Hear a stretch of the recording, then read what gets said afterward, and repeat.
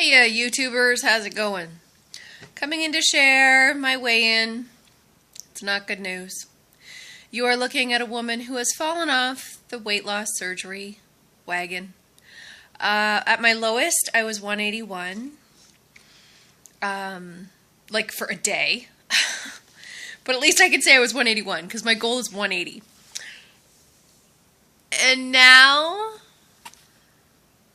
I don't even want to say it. I'm 188. What the hell?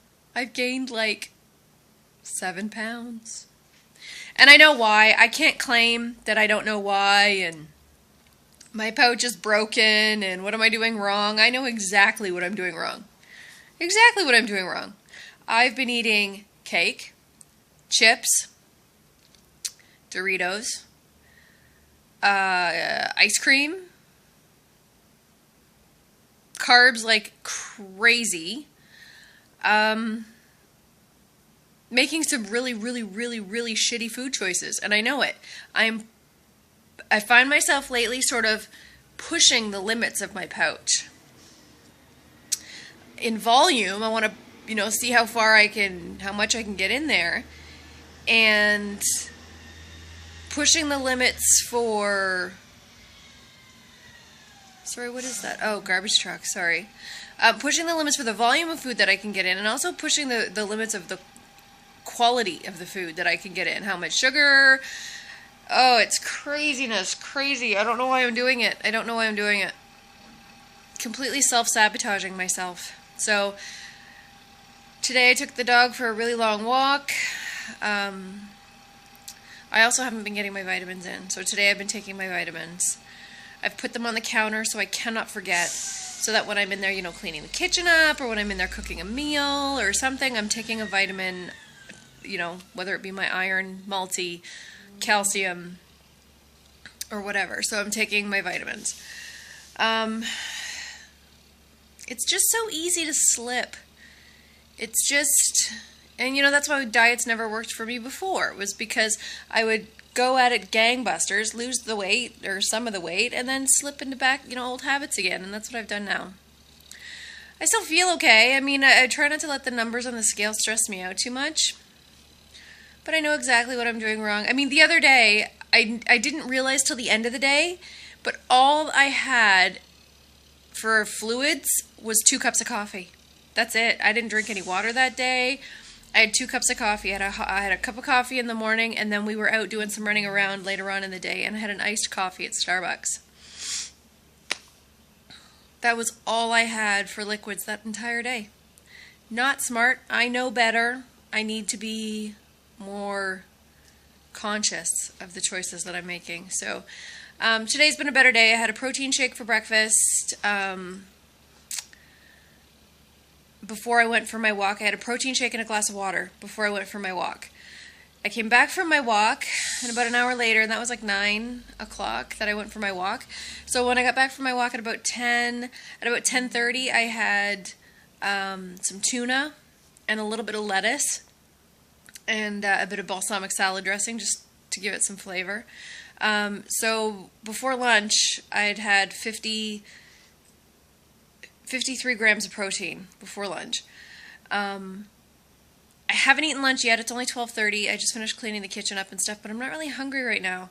I might just, I don't know what I want for lunch. I took out some butternut squash soup for dinner. I make big batches of butternut squash soup in the fall and then freeze. Here, this time I did it in the spring because I was up here, but I had moved. But so I make big batches of soup and I freeze it, or I make big batches of chili and I freeze it, or spaghetti sauce, meatballs, things like that, and I freeze them.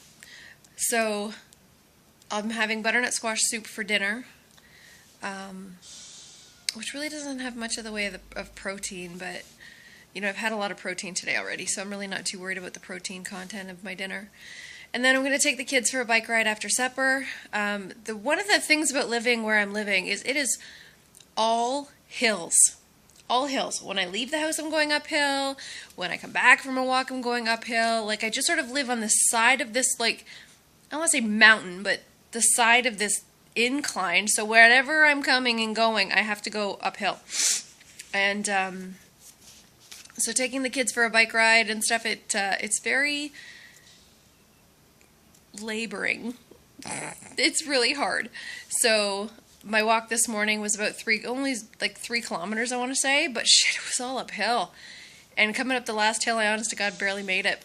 And I started getting the pain in my stomach that I always get, which pisses me off. But anyway, I made it. I got back and had a big glass of water and a cup of coffee. So I've had a lot of fluid today. I've been in the bathroom a lot today. Holy crap, I can tell the difference. Like, it's craziness.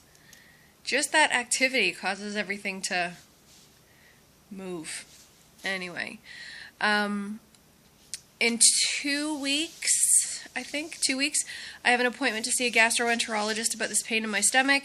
Although as I'm reading support groups and doing research and stuff on this, it seems to be more prevalent than I thought it was. A lot of people have this left side phantom pain that nobody seems to know what it is. It's not gallbladder, it's not a hernia, it's not an ulcer, it's just random pain and no one seems to know why. The only clue that I've really gotten, solid clue, is that it could be something on a suture line pulling. Some people equate it to the pain of a muscle cramp.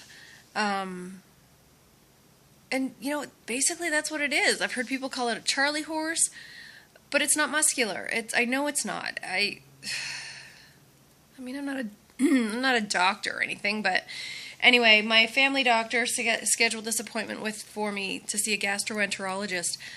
He scheduled it back in November, and I completely forgot about it, to be honest. And it's coming up in a couple of weeks, and it's down where I used to live, which is a 3-hour drive. And thankfully, I called to confirm the appointment because they had changed the date and time without telling me.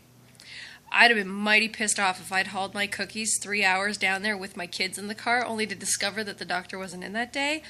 Oh, I would have lost my shit. Anyway, so that's me.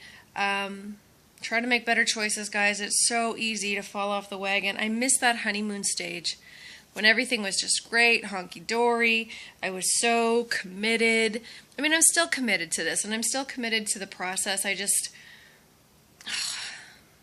lost sight of it, I guess. I don't know what I did.